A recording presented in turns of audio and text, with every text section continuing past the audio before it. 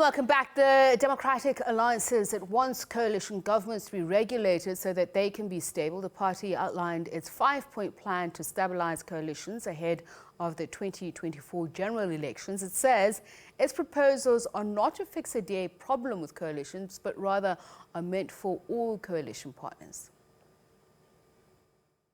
The DA claims to be planning ahead, taking lessons from the instability in some of the municipalities that are governed through coalitions. Following last year's local government elections, where there were 70 hung councils. Among those were 4 metros: the Nelson Mandela Bay, the city of Johannesburg, the city of Ekurhuleni, and the city of Tshwane. But the current state of metro coalitions is replicated at a national and provincial government level post-2024, it will lead to permanent instability, with South Africa possibly even becoming ungovernable. We've seen what has happened in Johannesburg in the last fortnight. If that was replicated at a national level, the fallout for South Africa's economy and its standing in the world would be devastating. It wants coalition agreements to be formalized and coalition partners to be legally required to honor them.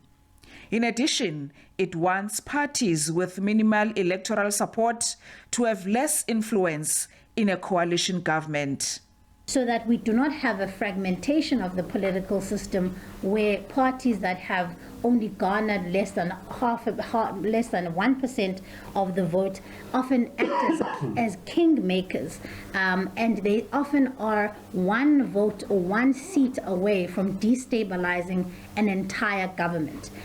It also wants a limit on motions of no confidence. How frequent can political parties bring motions of no confidence in either councils, legislatures, or in the National Assembly? The DA says it will introduce 3 private members' bills to amend legislation relating to all spheres of government, as well as the Constitution, to regulate the frequency of motions of no confidence and extend time period for the election of mayors, premiers, and president. It says the 14-day period from the declaration of an election result is insufficient. Lula Mamatya, SABC News, Parliament. Roger Southall is Emeritus Professor in Sociology at the University of Witwatersrand. He joins us now to talk about this. So just firstly, your impressions on the DA's set of 5 proposals. It says it's not about itself, but it's really just talking about the electoral threshold for the national, provincial and local governments, that's what it wants to achieve. What do you understand by this? Well, I think it's important that political parties in this country start thinking very carefully about the way in which coalitions are both formed and the way in they can be sustained. I think the overall point that the DA is making, that the coalitions we have seen so far are just leading to instability in local government, and that this is no way forward, is a very important point. And I think they are making a distinction between the conditions which they think that coalitions should operate under and the way in which they can be made viable, and the idea of coalition agreements, which are normally formed by political parties as they enter into coalitions to bargain what they want out of them. So I'm just wondering, is requiring political parties to secure 1 or 2% of the overall vote to qualify for seats in the legislature or council a huge departure from what we have now? I think it's a point-something percentage point. But in general, is it in the spirit of general and proportional representation as well? Well, I think we need to think very carefully about this principle, which was established for very good reasons in 1994. But I think it's also, we have to recognize that while I think there are very important points about constitutional values and constitutional principles, the constitutions are not written in stone, and where they're not working properly, we may need to amend them by the proper processes.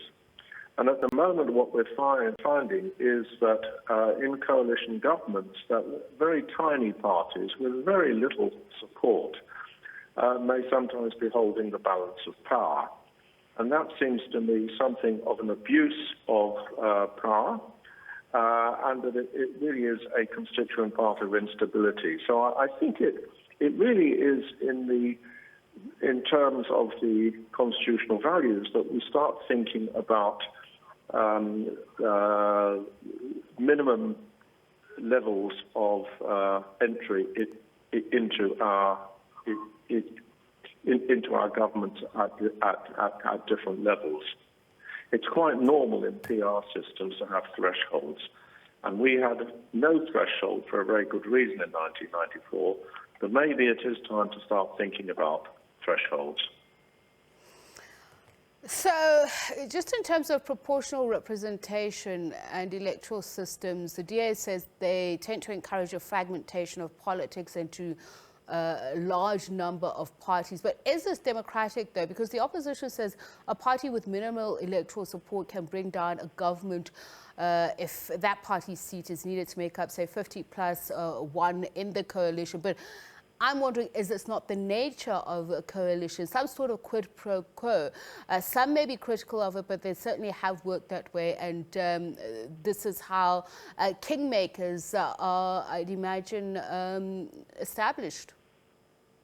Well, I think you've got to distinguish between a bargain which is made in a coalition agreement and a short-term decision by individuals who may represent very small political parties to maximize their individual and political interest once a coalition is going. And I think what we're seeing with a lot of the musical chairs which we're seeing in coalition governments and local government around the country at the moment is of the latter breed, that individual parties are making deals, they frankly are being bought by promises of short-term interest, and they are not guided by any form of long-term objective. And I think if we're going to have any form of stability and make a successive coalition government, which we really need to do in this country because it's going to become an increasing reality, that we have to have some sort of rules of the game in which coalition governments can be made to work. Now, another thing is enforcing coalition agreements and making coalition partners to publicly commit to honouring them. This has been floated before, but is there a way of ensuring a legal requirement that the agreements actually set out a set of principles which partners should adhere to, including conflict resolution procedures?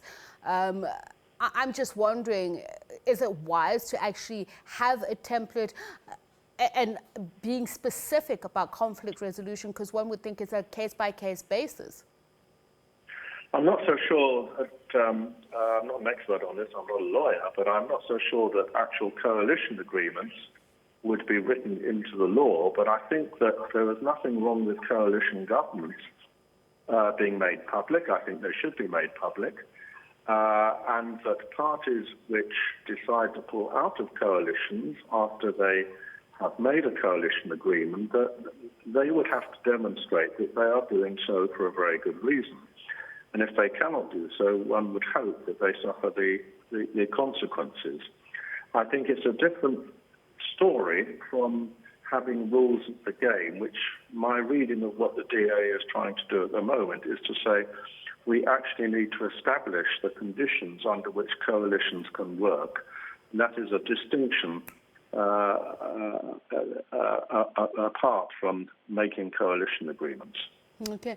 I'm interested in this particular issue of establishing, a regulator, an office of the Independent Registrar of Political Parties and a Political Parties Disputes Tribunal.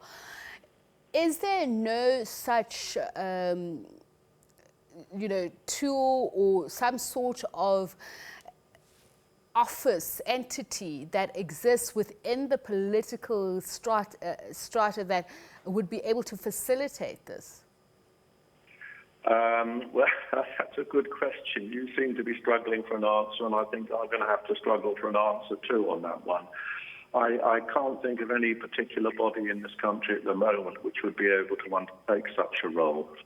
And I think it would take a lot of thought to actually establish one, because it would be a state body which would have very delicate political functions to perform, and that could be highly controversial.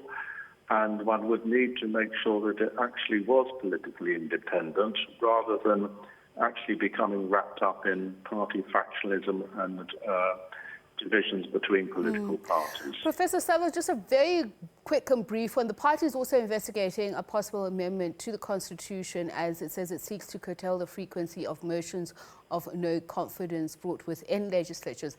Is this wise? Again, I ask for the democratic process or spirit. I didn't quite catch your question, but you're limiting votes of no confidence within legislatures, which is what the DA says it wants in terms of constitutional change. And I'm asking, is this wise for democracy, the spirit of democracy?